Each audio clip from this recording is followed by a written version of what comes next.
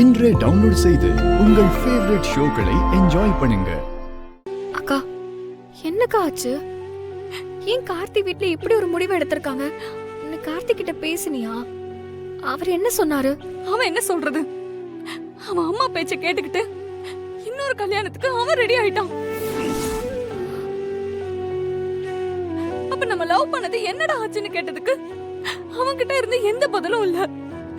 சில மாதிரி நின்னுட்டு இருக்கான். ஏங்க, உங்களுக்கு வேற பசங்களே கிடைக்கலையா? போய் அப்படி ஒரு ஓழைய போய் லவ் பண்ணிருக்கீங்க. உங்களுக்கு தெரியாதா? அவனே வேற கல்யாணத்துக்கு ரெடி ஆயிட்டு இருக்கான். நீங்க மட்டும் எதுக்கு அவனையே கல்யாணம் பண்ணணும்னு இருக்கீங்க? பேசாம நீங்களும் வேற கல்யாணத்தை பண்ணிட்டு போயிடுங்க. அது முடியாது.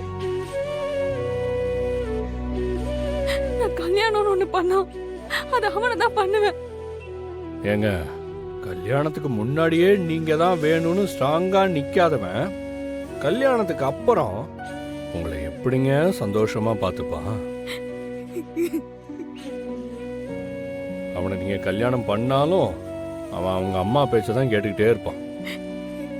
பேசாம வேற பையனா பார்த்து கல்யாணம் பண்ணிக்கவங்கன்னு சொன்னா ஏன் சம்மதிக்க மாட்டேறீங்க? ஏன்னா அக்கா, நீ முதல்ல அவன் குழந்தை என் வயித்துல வளருது.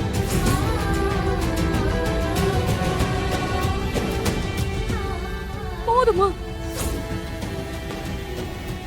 இந்த விஷயம் மட்டும் என் அப்பாக்கு தெரிஞ்சா அவர் உயிரையே விட்டுருவாரு.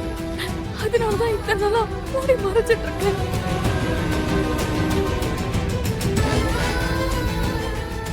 குழந்தையா?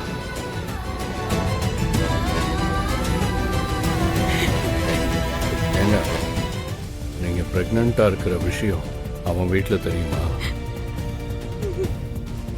தெரியாது.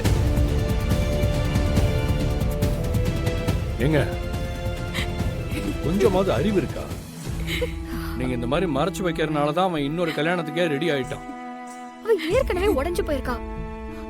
அவளை ரொம்ப திட்டாதீங்க. இப்ப முடிவா கார்த்திகோட அம்மா என்ன சொல்றாங்க?